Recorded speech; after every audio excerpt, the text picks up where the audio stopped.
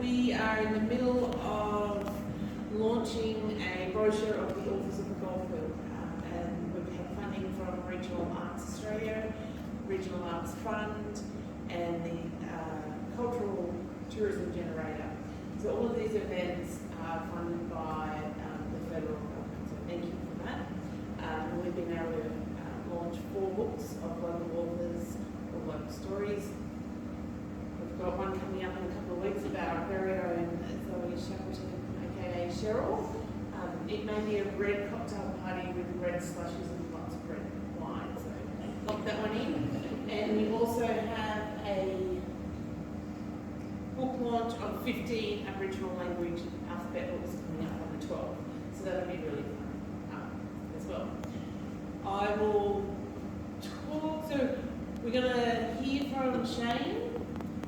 There's an opportunity to buy his 3 books. There'll be a Q&A after, and we encourage you to ask any questions, and any questions about becoming an author, how to become an author in the Goldfields especially, publishing questions, illustrated questions you might ask of the artists here. And if you know anyone, let us know, because we're about to go to press, so we want all the authors, and these brochures are actually going to be sent all over WA. So anyone we know that's written a book from their Goldfields, but we don't have that many pages. That's the little stipulation. On Saturday morning, we have the Reclaim the Void, where we're weaving from 10 till 12, so just do a little plug for what we've got coming up. Thank you for hosting that with us here. So we do that not every Saturday, but most Saturdays, so keep on our Facebook or our website. It's a really great morning. Sit here, have a yarn, make some runs. On the 12th, we've got the alphabet books. On the 19th, we've got Zoe's book launch. And we need you all to get your tickets really quickly for the Stars Descent. I think a lot of you may or may not be part of it in some way, but the tickets are selling really quickly. So if you want to come on the 1st of April, I suggest you get the tickets now, because people are booking unlike they normally do in Kalgoorlie. Congratulations, Shane, on your book, and enjoy the food and enjoy the night. And I'll turn and very nice. So thanks for coming along. There's some faces I recognise here, there's some that are new to me, so I'll give you a little bit of a background on me. My name's Shane Pinnegar. I run a catering company called Chef Shane, because Chef Shane, that's pretty basic. So all the food here is from me. I've written 3 books. There's a fantasy novel called Jada Mountain Warrior, a collection of mostly dark short stories called Imperfect Tales, and this one, which we're launching tonight, which is called All That Was Taken From Us, a Child Migrant's Story, which is my dad's story. He passed a year ago. My entire life, he didn't want to talk about his childhood. He'd rather be angry and have an argument than talk about his childhood. In 1950, him and his 2 younger brothers were put on a boat in London and sent to the other side of the world and sent to Fairbridge Farm School. Their mother waved them goodbye, said, "See ya," and that was it. And they didn't see her for another 27 years until they brought her out to Australia. I found out last year, as I was researching the final stages of the book, that she remarried, or not remarried, it was her first wedding, because she hadn't married when she had the kids, but she married 5 months after they were gone. So coincidence or not, I'm edging towards not, because Molly was a piece of work. She had 5 kids to George Blood, who was had an entirely different family in a different town, which was obviously frowned upon in the 1940s. So Dad, being the eldest, and his brothers, the younger 2, were adopted out at a very young age. So they were bounced around between different family members, grandparents, aunties, uncles, eventually the younger two went to a foster home, they went to a boys' home, and Dad ended up getting a scholarship to a prestigious school and going to foster parents who were a whole different story of difficult. So as I said, he didn't want to talk about any of that. I always knew something was up as a kid, so I'd always press him and say, why did you come in? Why are you still talking to your mother on the phone once a month when she sent you away? I don't know, it didn't make sense to me. It still doesn't make a lot of sense to me, to be completely honest, but they were different times, and as I said, he wouldn't talk about it. He kind of dissociated himself with that part of his life. And then I'd ask him, so you went to Fairbridge Farm School in Pinjarra, what was that like? And that was a whole other world of pain. Then he would really shut down. He wasn't interested in discussing that in any way, shape or form.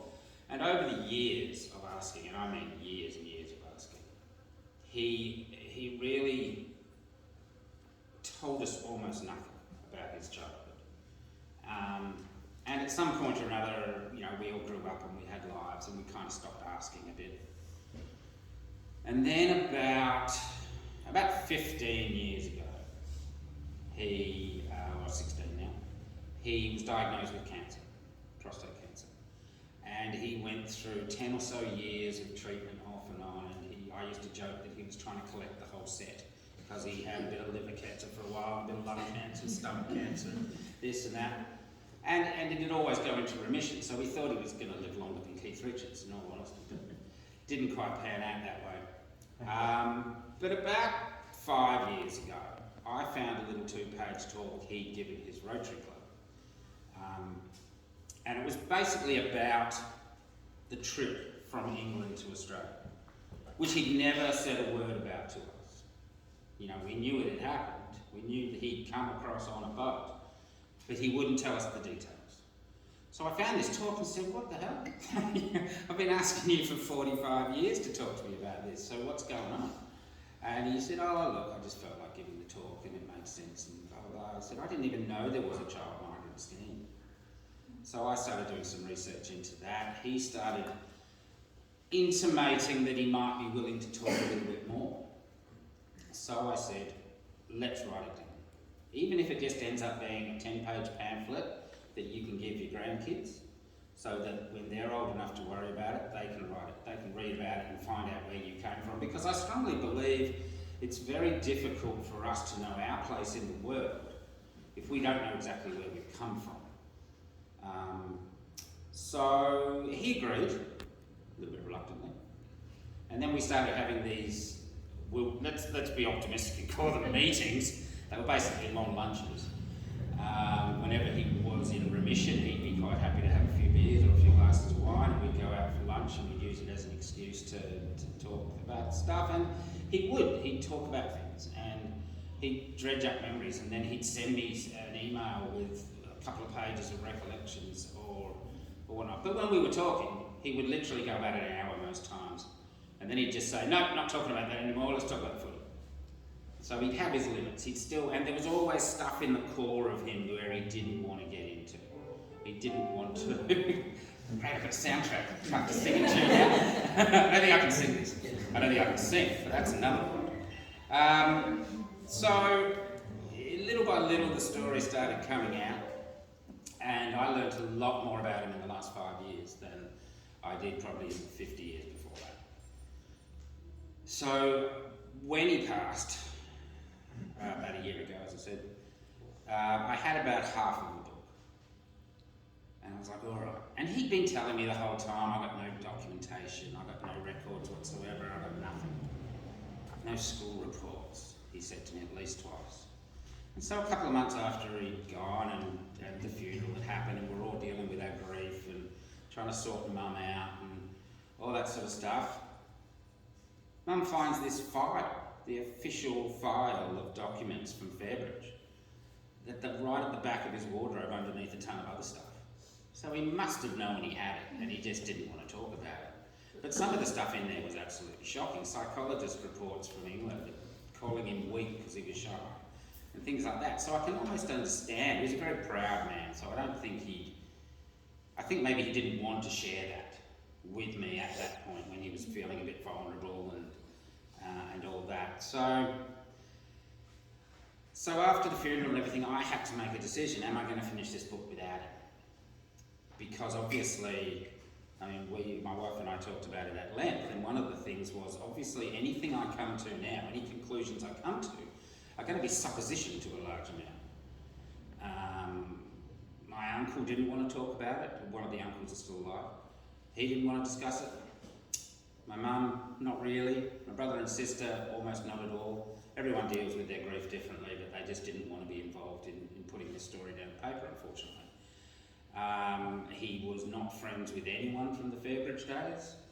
So it was really a matter of, do I do this? And if I do, then I'm going to have to find out whatever official documents I can find and just put the story together from there, and then make it as coherent and sensible as I can. Luckily, up to that point, up to when he left Fairbridge and started his adult life, we pretty much talked about on and off for years, those last 4 years. So I had a pretty good handle on that side of things, and of course and that was pretty much up to when Mum and Dad got married in '62, and then I was born in '66, so I pretty much know what happened after that from where I was sitting as the eldest kid. So I managed to get the book finished last year, and it took about 7 months of really intensive work on that, and it was a reasonably confronting and traumatic experience. I don't think I'd really recommend writing a book about one of your loved ones, a memoir. It's everyone's got secrets, everyone's fallible, everyone fails at certain things, and to a certain extent maybe that's what our childhood is for. The get out of jail free card where we're allowed to make our mistakes and whatnot. So to dredge them up and see what psychologists were saying about him when he was 11, 12, 13 years old, it's actually quite confronting and a little bit difficult to deal with, especially coming off of the grief of losing him. But we got it, and that's the result. That's his, as best as I can put it together, his life story. So I'm going to read you a couple of bits and pieces about his childhood, and we can ask some questions afterwards, and we'll see how we go. So, as a child, Dad lived with his mother for a few years to start with. He says he remembers seeing his dad twice, and that was about it. His father originally delivered, I can't remember the name of the town him and his wife and kids lived in, but he delivered oil and petrol products to Stourport on 7, where my side of the family lived. And Molly originally worked in a pub, and the guy would stay in the pub and then drink in the pub, and eventually they struck up a flirtation. So I guess after a little while, it wasn't just petrol he was delivering to Stourport. And so as I said, Dad was the first kid, and then this guy kept coming back. Even though he wasn't there as present as a father, they obviously had this relationship that went for around about 8 years, and 5 children born in that time, which is kind of shocking in modern terms, but maybe around then, because there was the war in the middle of that, of course, and this guy ended up, I think he was a sergeant with the Air Force, so he'd spend time during the war, he'd have a weekend or whatever leave, and he'd come and stay with them, and then another weekend leave, and he'd go and stay with them. So it was all very weird in hindsight. So he was, Dad was living with Molly for a few years, but then when he was a little bit older, they sent him off to the grandparents. And he doesn't remember a lot of affection and love at that point. He basically was made to just be their little lackey to a certain extent. But he had a reasonably happy life, in between being sent on bizarre errands, as we shall hear. During the war, coal was very scarce, since all the home fires needed it for heating. I frequently had to catch the bus to Auntie Kathy's to collect a suitcase which she'd stuffed full of coal, then drag it back to Stourport on the bus to Grandma's. I can only guess how Auntie Kathy came to have enough of the stuff to share and we didn't. David Powick, who was Dad's cousin, Auntie Kathy's son, says, I can remember Tony coming to Shorley with this suitcase. Grandma had asked him to come over and get some coal from our coal shed. He'd fill up the suitcase and then take it all the way back, full of coal. We're talking about an hour or so's walk. My mother was always very keen that my father didn't find this out. If she thought that Dad was coming home, she'd usher Tony out the back door, out the back gate, down the laneway and send him on his way back to Stourport, dragging this suitcase full of coal. Dad reminisced a little bit later that both Christopher and I recall a baby sister in Grandma's house. In fact, we both remember seeing the baby girl resting, swaddled in the open bottom drawer of a chest of drawers. One time I was dispatched to Auntie Kathy's to show them some photos of this newly minted sister of mine. There were several pictures in an envelope and Alexandra would have only been an infant in the pictures. On the way home, in the middle of Bewdley Road, I stopped to talk to a goat tethered on someone's front lawn. That's Dad. Then the goat, no word of a lie, ate the bloody envelope containing the photos of Alexandra. You couldn't make this up. I got in so much trouble, but this wasn't unusual. I was always getting into trouble.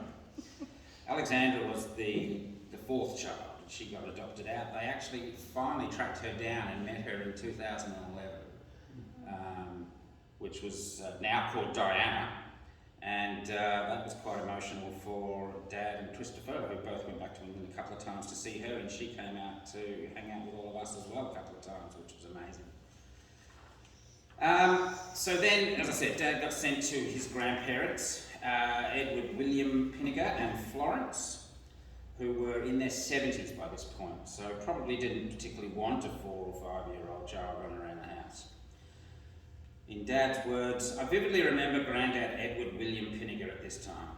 A veteran of the Great War, he was not active at all. He used to spend all day, every day, sitting in his special chair in the kitchen in front of the wood stove with one leg tucked under his body, which caused him real problems and eventually he was unable to walk properly. Grandad would constantly be smoking his pipe. I used to be sent to the local store to buy him 2 ounces of golden flake tobacco. He had a bad habit of, on occasion, spitting onto the black stovetop and it would sizzle from the heat. That made Grandma go wild and she would screech at him in admonishment, "Stop it, you dirty bugger!" It's funny the things we remember, isn't it? Grandad would sit there and listen to the BBC News on their old radio, which of course was the centre of the family's entertainment and information. He'd never miss the news. I recall listening with him when Churchill made his famous speech. "We shall fight on the beaches, we shall fight on the landing grounds, we shall fight in the fields and in the streets, we shall fight in the hills, we shall never surrender." It was stirring stuff, and I recall both of us feeling very inspired and patriotic. Not so much when England granted India independence in 1947. The news was announced on the BBC and Grandpa, who'd fought in South Africa during the Boer War between 1899 and 1902, got very angry and vocal and carried on about it for some time. "All the blood and sweat we spilled to conquer the damn country and then they turn around and give it back to the wogs." Very politically incorrect by today's standards, but it serves to show how quickly and radically attitudes and societal norms have changed, as does Dad's next recollection. Grandma used to send me to the pub next door with a pitcher which I had to get filled with a pint of bitter, not for Grandpa, but for her. I was this little kid who could barely see over the bar. "Pint of bitter, mister?" "Here you are, sonny, don't drink it all on the way home," the barman would laugh. You can't imagine that happening in this day and age. Ain't that the truth?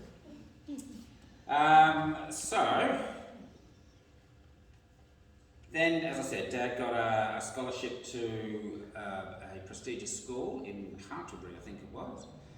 Garth and Christopher got sent to a boys' school, and they didn't see each other for 2.5 years.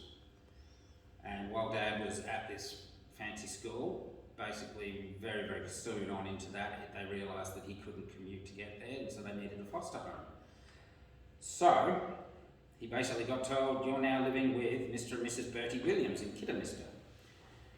So there was no emotional farewell for my family whatsoever. Just off you go then, be a good boy, and that was it. There was no expectation from Dad that this new family and home would be in any way a happy ending, and just as well, because the disappointment would have been crushing. I don't remember much about this time, but certainly recall receiving Bertie's walking stick on my backside on occasions. I was given a little pocket money weekly, which was kept in a tin, and I had to account for every single penny spent. I would always get a severe dressing down and a stern lecture on the need to look after my money better had I frittered it away on lollies or something else unauthorised. One of the chores they gave me was to wash Bertie's car. In winter, when it was icy or snowy, I absolutely hated this, but was forced to stay outside until it was done. These were not the best of times. Cruelly, the Williams even discouraged his own mother from visiting young Tony, quote, because she was considered a bad influence, which she may well have been. But I believe I had other relatives living in the neighbourhood as well, but I never saw them and doubt any of them were ever told that I was living so close to them, as the Williams didn't want them to have any influence over me. To add to the confusion and alienation of the 11 or 12-year-old, he was told that his name had to change, humiliatingly, in front of the entire school. The principal announced at assembly that my name was wrong and that I should be called Pinnegar rather than Blood. Sorry, he was born, George Blood was the father, and so Dad, for some reason, was Anthony George Blood on his birth certificate.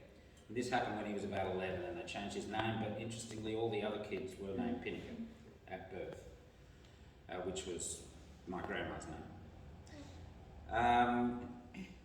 As if all this wasn't enough for a barely pubescent child to come to grips with, the biggest change was just around the corner. Excuse me. After a couple of years in that foster home, I was visited by a clergyman who asked me if I would like to go to Australia. For most of my life, I thought this had been initiated by my maternal grandmother without my mother's knowledge. This is the version of the story my kids have shared with their friends. In more recent years, I've discovered there's a lot more to the story than that. The priest, Catholic, which was pretty strange in itself as our family were all strictly Church of England, told me that my brothers had already agreed to go to Australia. And it all sounded very exciting to me, so I said yes with barely a second thought. I wish I could say that I agreed because I felt protective of my siblings and wanted to take care of them, but after bouncing from house to house for 12 years, the truth is that it just sounded like an exciting adventure. Maybe I also wanted to be with Christopher and Garth, but it was the adventure that sounded most appealing. Perhaps the prospect of some stability in my life, albeit without the rest of my family, also appeared at that time. I can't say all these years later, I just remember thinking, Australia, eh? Sounds all right. So he was, after much toing and froing and psychologists and medicals and all sorts of yes, no's, maybes and memos flying backwards and forwards, he eventually got approved to be part of the Child Migrant Scheme. So obviously I had to do some digging into what the Child Migrant Scheme actually was, and I didn't even know that there was a Child Migrant Scheme, but what I found was absolutely shocking. The Child Migrant Scheme has its roots as far back as the 17th century, when British authorities rounded up 100 vagrant children in 1618 and shipped them to the new colony of Virginia in what we now know as the United States. The move was meant to address two problems: street urchins falling into criminal activities and a labour shortage in the colony. The practice continued through to 1757, largely from Scotland, until a civil action was raised against Aberdeen merchants and magistrates for their involvement in what was by then little more than child slavery. By 1832, the idea had been resurrected, with children sent to South Africa and the Swan River colony in Australia, and another 230 dispatched to Canada the following year.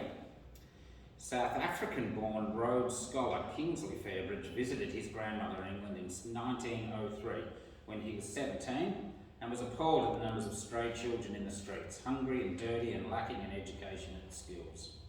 He formulated what he termed his vision splendid and resolved to offer orphans and strays the opportunity for boys to learn agricultural trades and girls to be trained in domestic service, which is fine.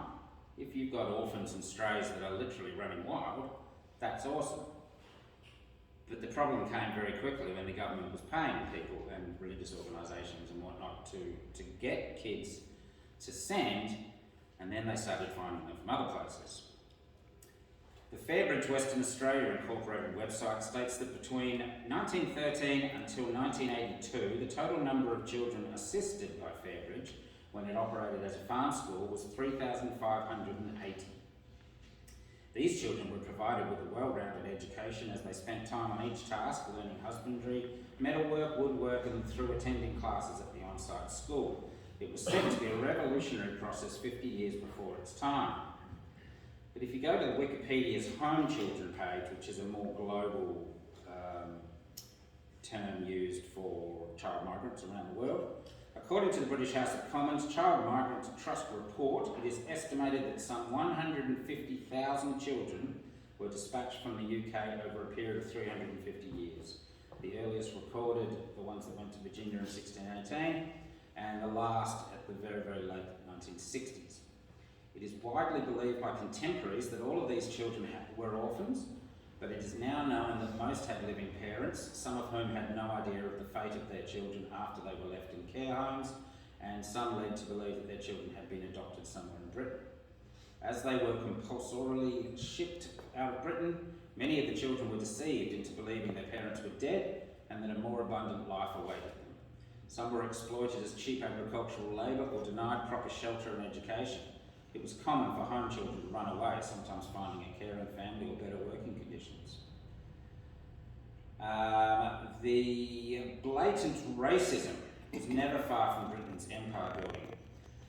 Multiple reports call for the introduction of good white British stock into the colonies on the other side of the world, Canada, in South Africa, Australia, New Zealand, presumably to mitigate against indigenous bloodlines, or in one documented case, ensuring they were not, quote, exposed to the menace of the teeming millions of our neighbouring Asiatic races.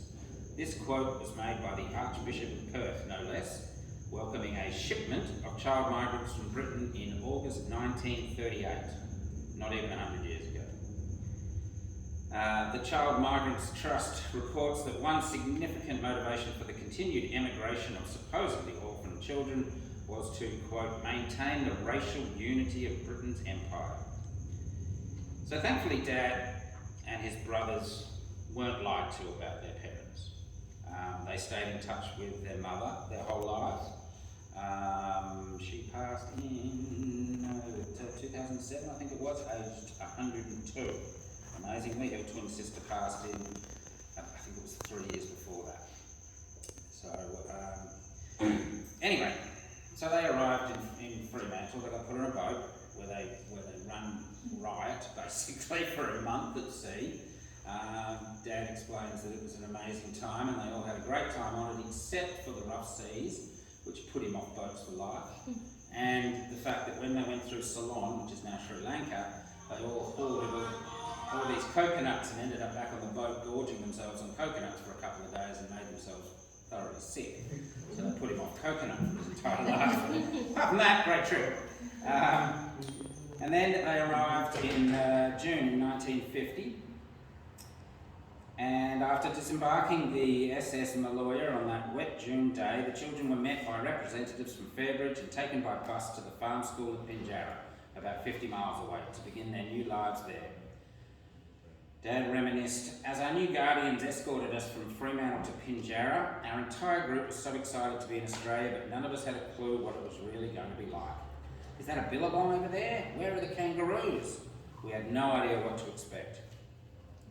When Dad, Christopher, Garth and their travel companions arrived at the Kingsley Fairbridge Farm School in 1950, they found that their new homes were in cottage accommodations, each of which housed around 12 kids under the guidance of a cottage mother.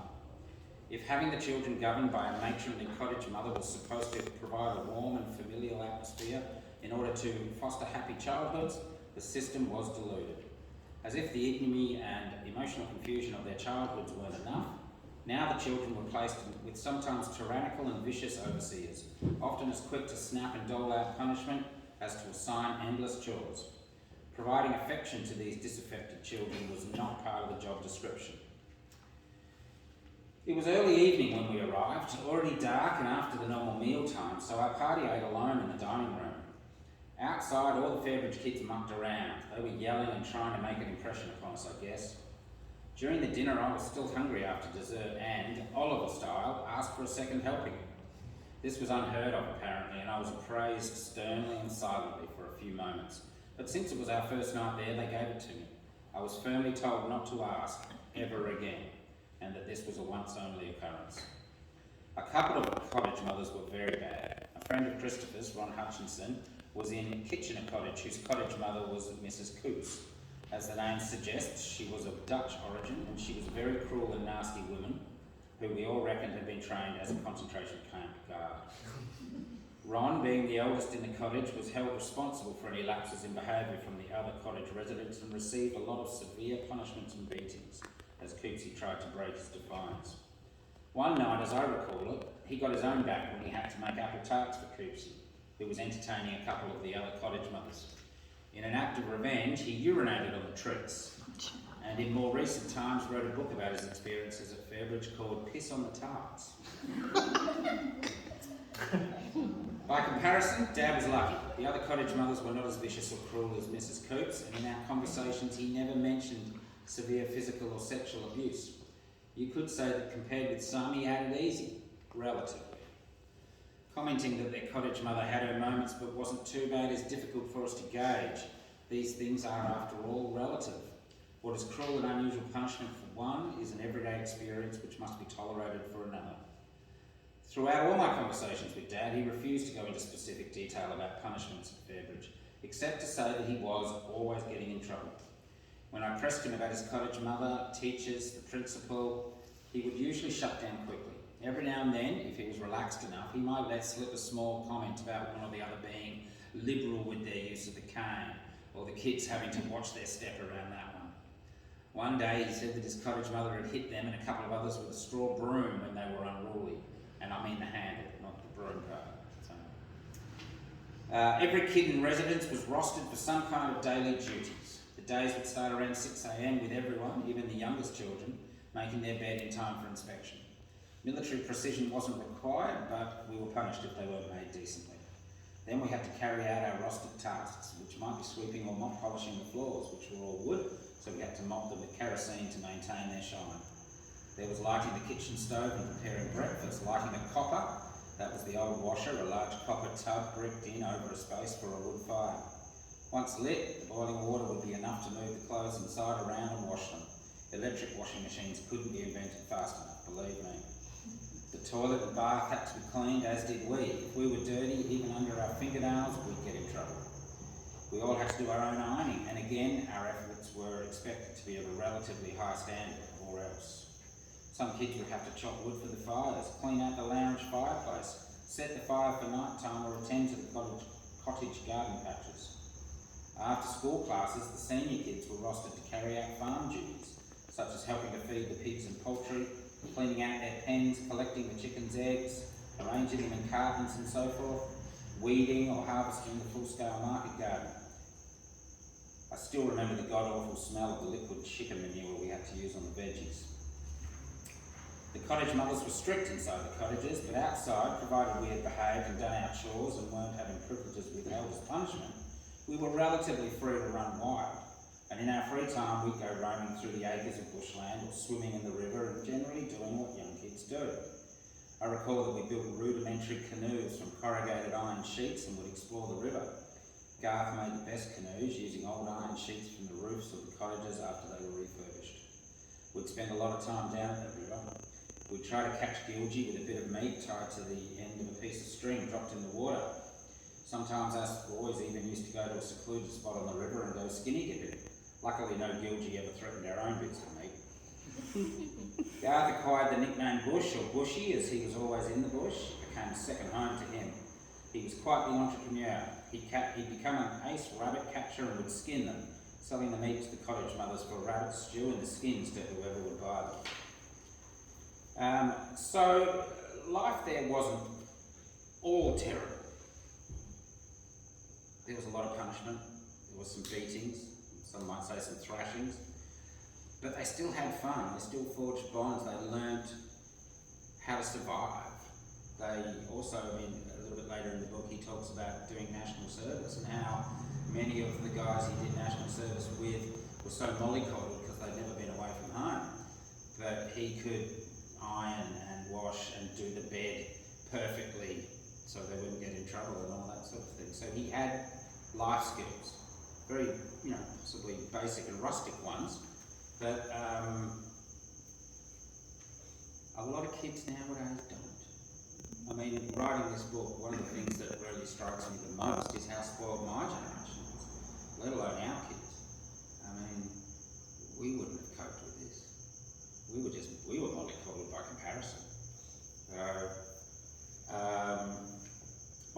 experience of life at Fairbridge was not too unpleasant, he says, considering that it was an institution with no family warmth or hugs or special love or even compassion for the kids. That said, these were still exciting times for us, and life was far more adventurous at Fairbridge than it had been in England. The discipline of the school could arguably be said to have provided a stability for my brothers and I, which we had lacked in the past. So we'll back to that. So, look, I'm extremely proud and grateful that Dad capitulated and finally talked to me after all those years. And that he agreed to let me write things down. We've got this book now, it's history, it's recorded. His grandkids can find out what exactly happened, all the things that we couldn't find out when we were kids. It's unfortunate we didn't get it finished in time for him to see the final product. Though having said that, he was a very proud man, and he probably wouldn't have wanted everything in the book to have stayed in the book if he'd been alive when we published. But I felt it was important to show the good and the bad, because that's what the British and Australian governments brought out in him. The neglect he felt as a child, the emotional and sometimes physical abuse he received at Fairbridge, it weighed very heavily upon him. And it was only in the last couple of years that I started to realise the full effect of the trauma and why he was so angry sometimes. And he was never willingly violent or abusive at home, but he had a temper on him. He was a volcano. It doesn't erupt very often, but when it does, you want to make sure you're a long way away from it. Despite the abuse and neglect that Dad and his brothers and many, many others received at Fairbridge and similar places, he and his brother Christopher remained adamant that they had a better life here in Australia than they would have if they'd stayed in England. And this, I think, is part of the conflict that was within them. They simply wouldn't talk about what they'd been through, how they'd been mistreated. And I've heard a lot of people who are in similar situations, similar places, that are exactly the same. They shut that part of themselves away. It was just too painful to revisit. So despite that, they forged a happy and fulfilling life. They loved being Australians. They wouldn't have had it any other way. Had they not come to Australia, of course, myself, my siblings, our kids wouldn't exist. Sometimes trauma opens new doors for the future, and although it's horrible and scarring to have to go through these things, the end result is often more about what we make of it. Dad forged an excellent career as an insurance broker. He became one of the longest serving Rotary Club members in the country and one of the most decorated. He made a family and many friends. And through it all, I think he was looking for a place that he felt he belonged and was safe, because he lacked that as a child. He never held a grudge though. He always stayed in touch with his mother. Him and the brothers brought his mum out, I think I mentioned earlier, 3 times that I can recall, to visit. And what was it, 1977 was the first one, so I was about 11, around about the time that he was in foster care. And yeah, she was a piece of work. She was an interesting person, shall we say. She just stared down, just with this steely gaze and this slight smirk on her mouth. And she'd wait for you to take one more step, or say one more thing that you were doing, and then she'd just, bam, give you a slap or tell you off, and you stayed told off when Mommy told you off. Despite Dad insisting repeatedly that there was no sexual abuse that he was aware of at Fairbridge, nor complaining about the physical or emotional abuse he received, it's obvious that he was traumatised by his time there. Whatever happened now, though, is lost to us. I'd urge anybody who's been in a similar situation to talk about or write about their experiences. Keeping those emotions inside is damaging. Dad could have a fierce and volatile temper, and it's hard not to see that as caused by his upbringing. I want to read one more passage from his book.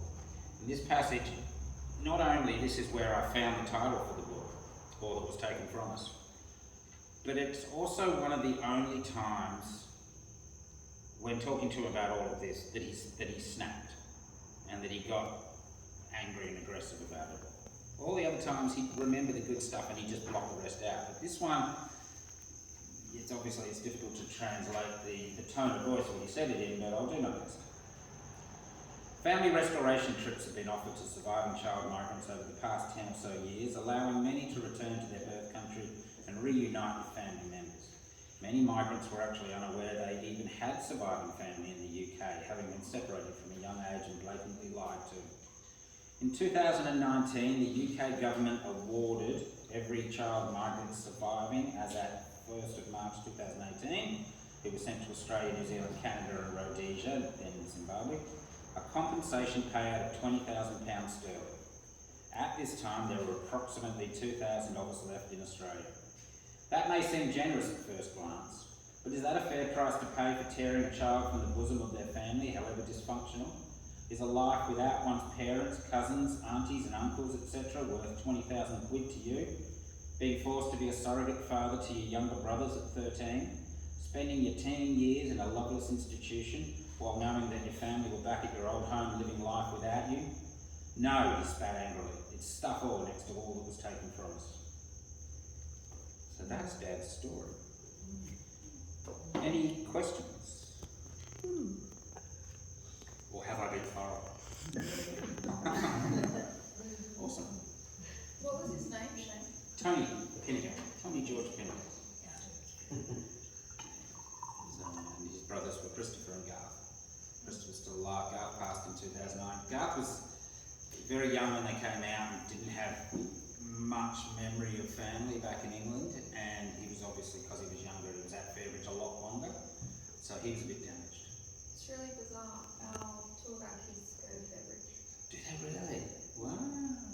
Very different now from what it was. Oh yeah, but they still teach life skills. Yeah. Which is what some of our children need. Yes. I'd say all of that. So Lisa learned how to cook a lemon cake, which is pretty Fantastic. for her skill set. Pretty impressive. Excellent. Yeah, I think there should be a lot. I think there's a lot of stuff they teach in schools which is really unnecessary. Fairbridge is quite a progressive Yeah, school good. to suit disengaged kids. Yes, it's certainly changed. Jane, where did your dad do his national survey? Northern, I believe, they were based. It's in there. Let's see, 1950, so left in 1953, so it would have been 55 or 56 that he did the full-time bit, and then he was still involved. I think he was discharged in 1960. And it actually worked out for the best, because when Vietnam came around, he was not required to be in the ballot. Which is odd, because you consider that he'd already been trained, so maybe he should have been in the ballot, but thankfully... Then maybe he wouldn't have done. Yeah, exactly, so thankfully not. So yeah, Northern, he said, and it tells some funny stories about how useless they were in the National Service. He used to have to drive these old Staghound armoured cars. He said they were just these heavy bloody things, and they just get bogged. They were useless. In his words, excuse the language, fuck knows how they went in a real war. So, and I'm like, alright, so what do you have to do? Well, we'd have to go out at night and have shooting practice and stuff like that. I said, oh yeah, how were you? Rubbish, couldn't you? So what'd you do? Well, we just smuggled hip flasks and played cards. So, it's the safety of our nation. Thank goodness we never got invaded, eh? That's amazing. Yeah. What was the scheme? Oh, sorry. No, you go. What was the scheme that called that he and his brothers came out The under? Child Migrant Scheme. That was the child. That's the same as the ones that came out from Liverpool. Yeah. Yeah. Yeah, same, at different They times. were, different yeah, places, they were much younger. They were. Yeah, and because it had been going since the 1800s, Yes. formally going, or the early 1900s, I think, from here to Fairbridge. I think 1924, Yeah. Kingsley, Fairbridge. And Many of those things have been doing, of course. Yes, there's been doing, there was, is that where the Christian Brothers were? Yes. Yeah. And that was a very notorious place. Yes. I've heard lots of stories about that, it's quite shocking. Yes, they weren't good ones. Clive, you want to say something? Yeah, Shane. No, I found it very informative, Thanks, mate. and the reading was very helpful in expanding on your introduction. And yeah, it's really, it gives rise to like a lot of thought-provoking sort of. Absolutely. There's a lot more information in there. The hard part with something like this is how to cherry pick the snippets of the story to give you a bit of an overview without giving the entire story away, obviously. Plus, we don't have all night. You have 3 books you've published. Yes. How did you go about publishing? I self-published, basically. Yes, We... Didn't have any assistance? Mr. and Mrs. Google. Yeah, right. Okay. Did a lot of research. That's all right. Yeah. I've self-published 3 books, but, you know, historically. But I just, now there seem to be a lot more grants and so forth. No, I looked into a couple, but they weren't, because we were still in Perth when I did my first one. Yeah. And then the second one was more just a bit of a hodgepodge of, so I've got a novel that I finished the first draft of 4 years ago. And I've got it now, I'm on the final draft of it, but life keeps getting in the way because unfortunately we have these silly bills that we have to pay, so we have to go out and work. You have to live. So unfortunately, well, not, you know. So I had all these short stories that I wanted to do something with, so it was more expedient, so I put the novel to one side and said, all right, let's bash out these short stories. And so I spent a year, 6 months or a year, finishing all them, editing them all, making them all work together and putting that together. And that was that one. So now I'm back, now that this, because last year was all about finishing this thing. Yes. Now I'm back to editing that novel. What about your first one? The first one is like a tween fantasy novel. I originally wrote that with my daughter in mind, and at the time I was writing it, she became estranged from us, unfortunately. Let's not bother going into detail with that right now. So they're all very, very different things. Yes, Very, I very can different. see that. And then the next thing is the novel I'm working on now is sort of a comedy science fiction thing. So very, very different again. So one of these days I'll actually find a niche and stick in it. So you like science fiction? I like a lot of things. Yeah. Yeah. I've also got like a heavy metal rock and roll story that's in development that I've started a bit. I've got a supernatural sibling assassins thing that I'm working on. So I'm all over the place. I have You just crazy keep ideas writing. and I just Keep writing. Got loads and loads of them. I've probably got almost enough short stories to do another volume of Imperfect Tales. Right. But I'm focusing on the big stuff at the moment. I'm trying to finish some things instead of having 100 things on the go. So lots and lots coming. So it's interesting because you look at writing colleges and things online and all that, and they all go, oh, how to spark ideas, how to start writing, how to become a writer. Yeah, great, mate, look, I've got enough ideas to write for my next lifetime. But he thinks to write about. I need some help with marketing. How can we sell them? Yes. That's the tricky thing. And all the online courses say that you just have to get out there and do ads, and I'm sure you've looked at that as well. And but you don't do ads, you just write. it's just right. They can buy them when I'm dead. Having said that, at complete random, I've sold 2 books through my website this morning from random people that I've never heard of before. So there you go. So look, a bit Websites more are worth a having. little bit more of that would be nice. 10 of them a day would make a difference, Yeah, you know. okay. But look, I'm not complaining. It's great. So perhaps we move on to websites. Yeah, I think there must be a way to do it. Yeah. And some people do it really, really well. But most of the ones doing courses about selling books are very specific genres, very niche genres, and they're almost exclusively doing ebooks. Whereas I'm really old school. I get the box of books and go, oh, that new book smells amazing, especially when you got a box of them in front of you. So, Good. yeah, so I don't know, there's got to be a way to do it, but I'm more interested in the writing than, I guess at this point, than learning how to. I'm an old dog, I don't really need new tricks that much. So Shane, have you tried getting them published? Because I know you've got to be No. like 3 or 4 years ahead of the trends with them. Yeah, but also, like, I've done a lot of music journalism as well. Okay. I've done a lot of writing about music, and I've got a lot of friends in Perth especially, and also around the world, but mainly in Perth, who are in the music industry. Small bands, local bands, big bands. And so I've spoken to a lot of them, and my wife and I managed a couple of bands going back 5-10 years for a little while.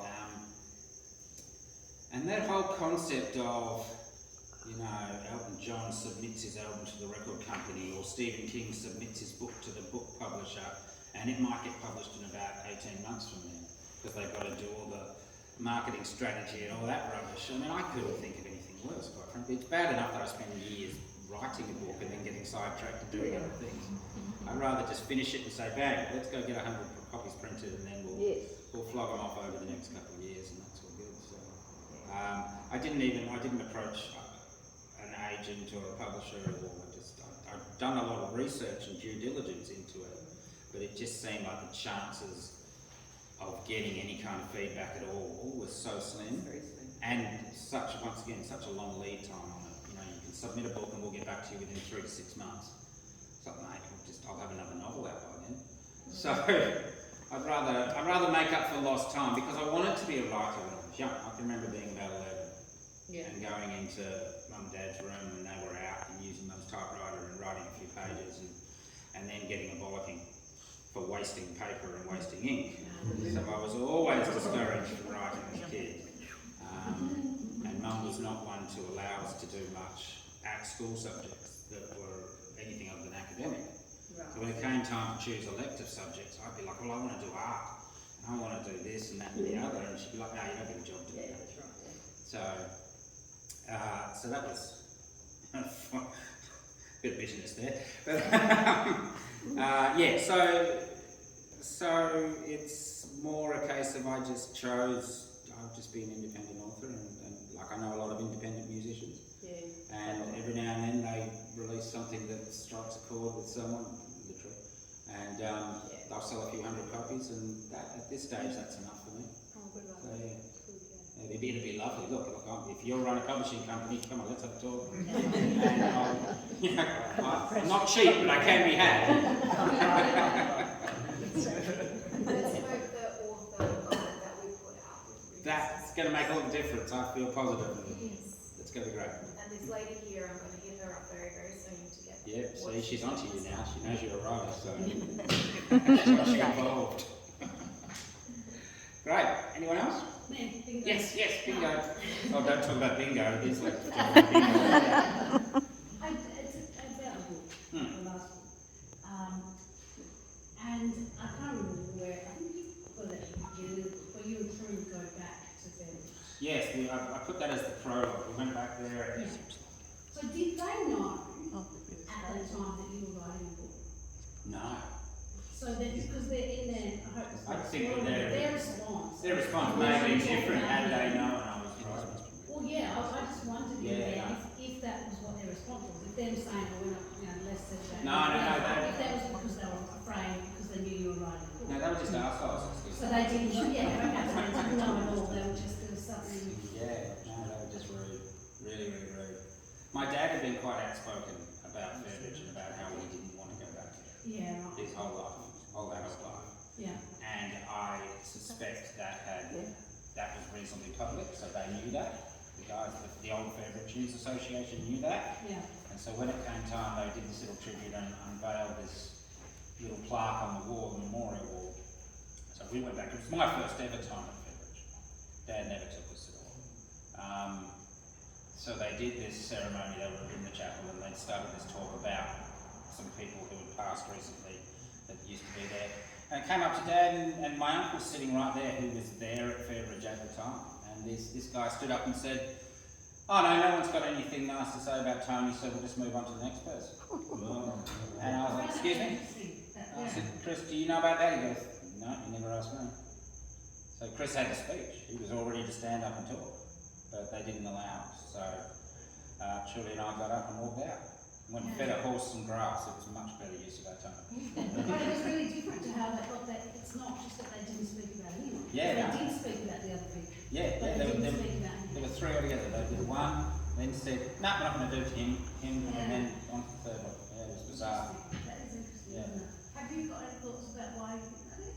I do. I just think because they've been outspoken in their criticism of Fairbridge, so I think that they didn't want these guys.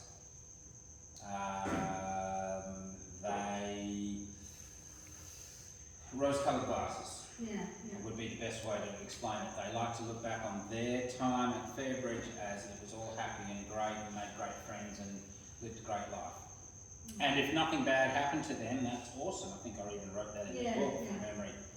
then that's great, but that wasn't everyone's experience by far. There were a lot of people physically and sexually and emotionally abused and neglected there, and these guys need to just take that, accept it, acknowledge it, but I think they want to live in their little dream world that everything's roses and it's not. And anyone says a little different. Yeah, they just shut us out, so I'll never go back there, but that's fine. Did it once, got the prologue for the book,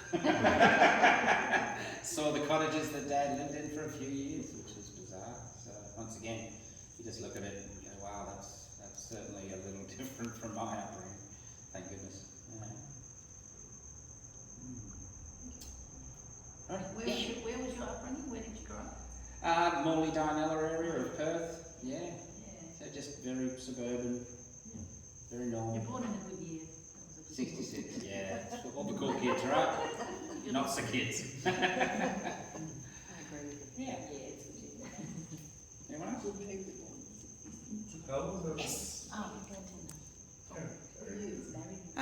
you talked a little bit earlier about him being quite closed off to some conversations, and it also being quite confronting seeing some of those files and stuff. Yeah. So just in terms of, I guess, the process of writing the book, do you feel like it changed your relationship with your dad?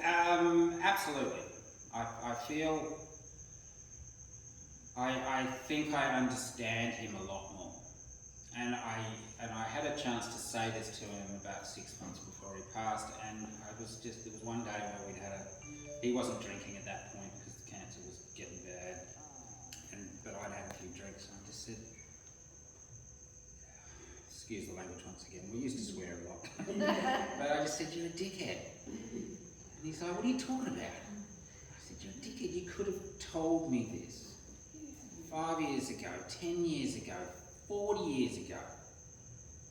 It would have helped me understand who you are, would have helped me understand more who I am. Because we had a very volatile relationship during my teenage years at home. I mean, he had this volcanic temper, as I said, not in an abusive way, and I'm sure I deserved the belt a few times, but it just got so argumentative because I'd always be pushing for more information and more stuff. And I've recently found that I'm a bit on the Asperger's autism spectrum. So I kind of narrow in on something and like a dog with bone, don't want to let it go. But they never wanted to understand that I was just a bit different in my outlook to them. So Mum had to throw a rolling pin at my head. Thankfully she never got it. And I think there was one time when Dad just absolutely lost it. It was just apoplectic with rage. And he's just going, you caused 75% of the effing fights in this house. I'm like, and I just, when he got that angry, I just lose all my temper and I just start teasing him, and that just makes it worse. So I go, really? How much does my brother cause? 35%. And he didn't see what I was setting him up for. And I'm like, what about my sister? 12%. And Mum, 4%. What about you? 3%. Like, well, that's like 135%. That doesn't even make sense. And then he'd start chasing me around the house. So, it was, it's easy to see now that anger and frustration was all this stuff that was bottled up in him. And he wasn't just a grumpy bugger, because at times it felt like he was. Do you think that he might have been able to express it because he didn't know how himself? Oh, absolutely. And look, we did a talk at his Rotary Club a month or so ago in Perth, and a couple of my school friends came along, and one of them, her uncle, I think it was, or her dad, one of the two, had been at Fairbridge as well, different time. And she was like, I've got to buy your book, and I want to hear the talk because he was exactly the same. He never talked. Yeah. Still wouldn't talk about it, so I want to get this book. And she bought him a copy of it in the hope that she could give it to him, he could read it, and then maybe he'd start talking to her a little bit. So, and I've read a lot of stories online about it, that these guys and girls, a lot of them just shut down. They internalised it all because it was too much. It was just too traumatic and too difficult. And it's kind of standard trauma response, really. Anxiety, you can't articulate it, you don't want to revisit it. So yeah, it's really confronting stuff. But to find that he went through all of that, and you know, it's not hard to think that he went through all of that for us. Because if he hadn't come to Australia, we wouldn't exist.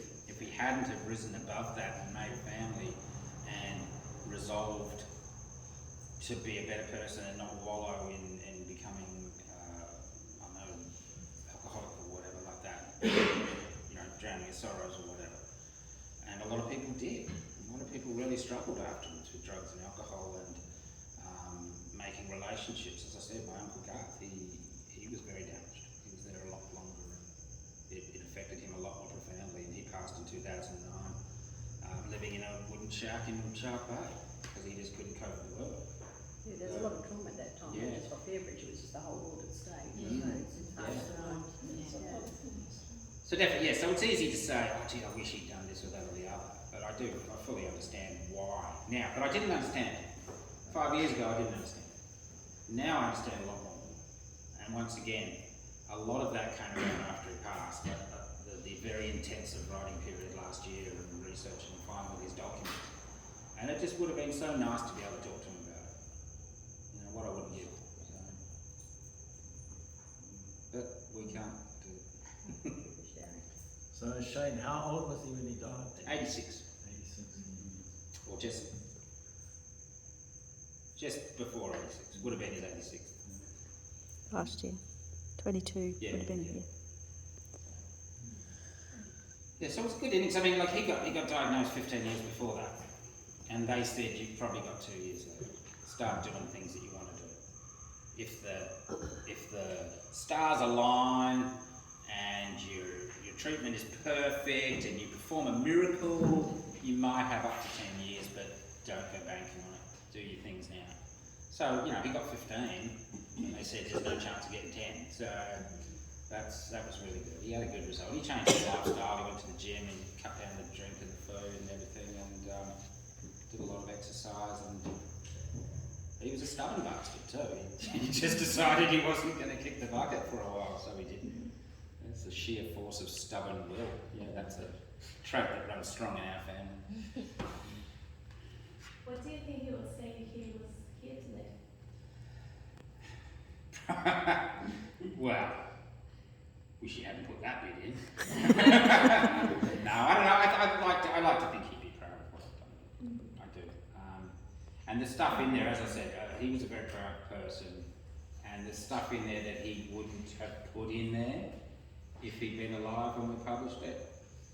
So I would like to think that he would look at it now and go, well, that's a more rounded story. It's a fuller story because that stuff that he would have vetoed is allowed to be in there now. So I think so. Yeah, I have thought about this a fair bit. So yeah, I think he'd be pretty happy with it. But he was a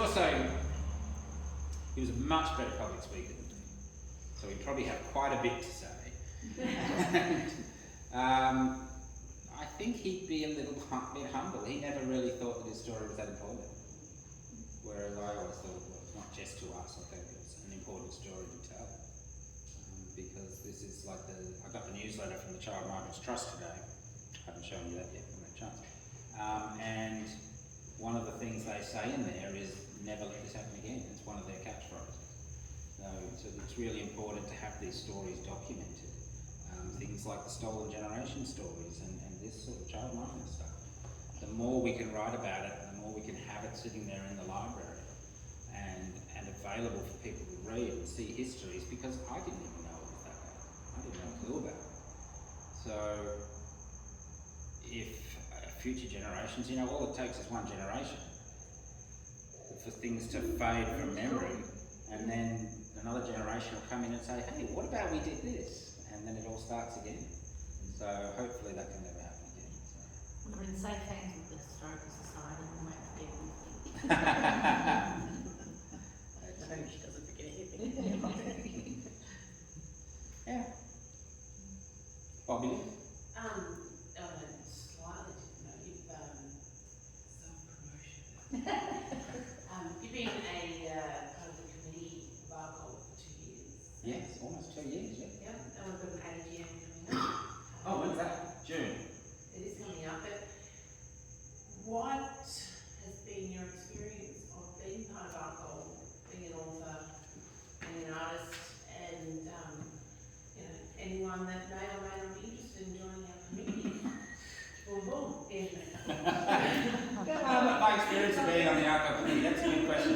In all honesty, I just sit back and in awe of how dynamic you are and what you do.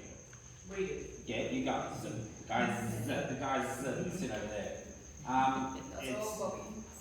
No, it's the team that, Credit where it's we due. do have an AGM coming up, and you have been part of it for 2 years. So. No, but it's been really interesting as well because I get to see what's coming up and how it all works. And we went to Perth last year for that. Circuit West Thank you. conference.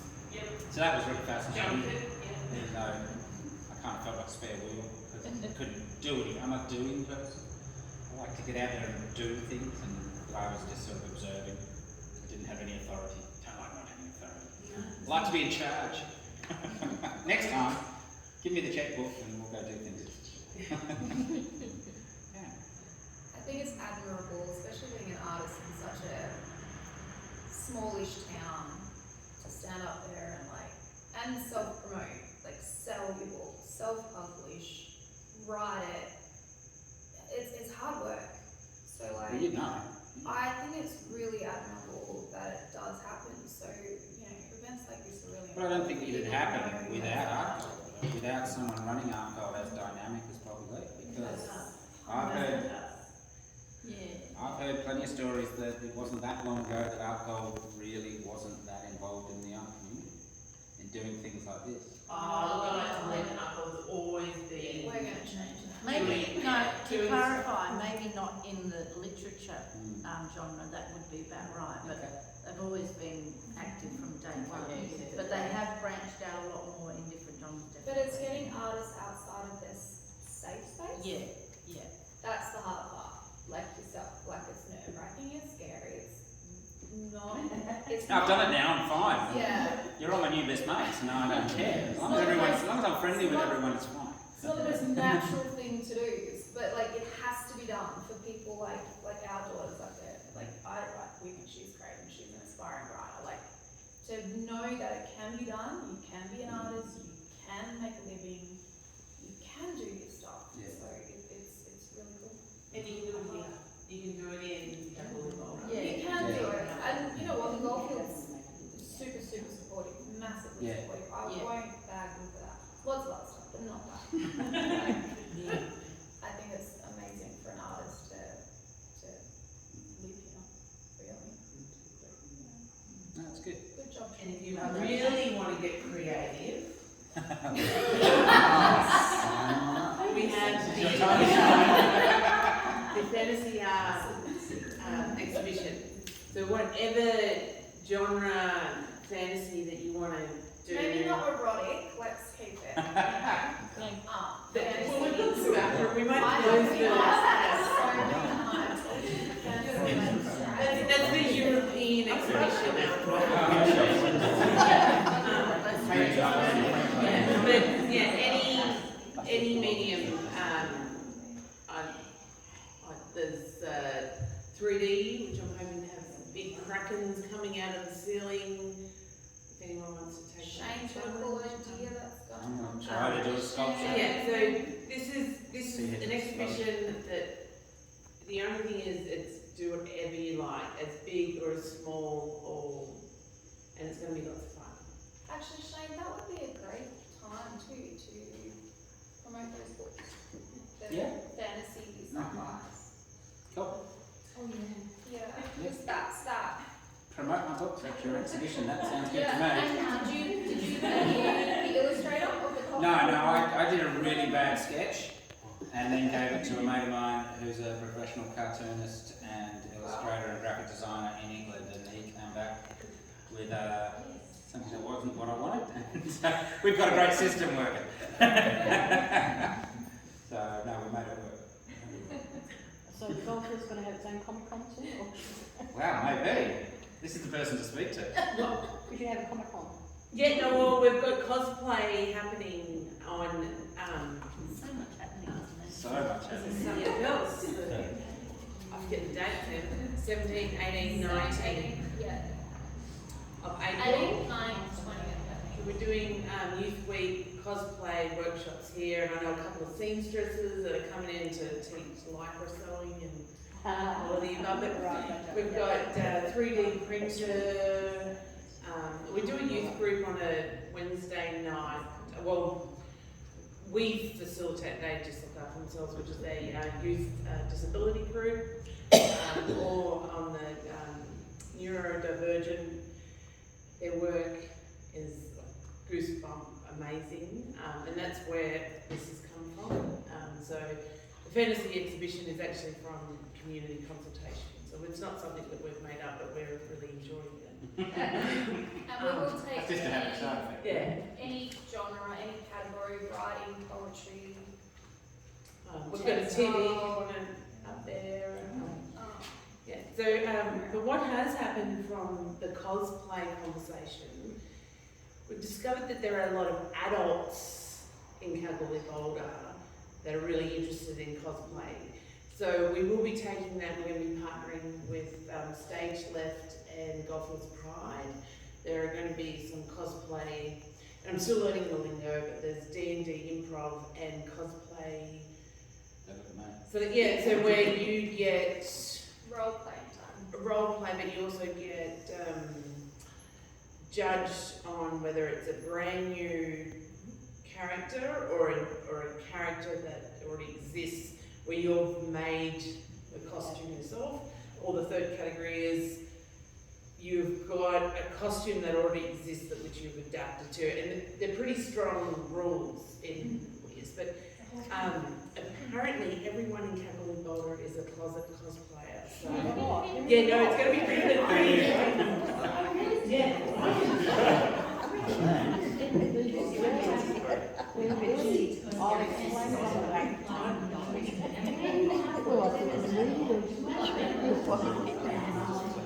yeah, no, it's like I've got my Slytherin outfit that I'm. No, leave the box in the back.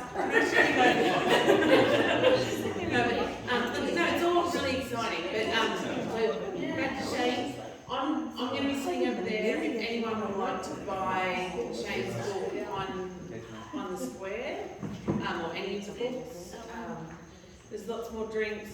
There's dessert. Let's talk dessert. Yeah, so there's no need to rush. Thank you all for coming. And our next one is on the 12th, and on the 19th is our final one, which is a big party. And we like a party. So yeah.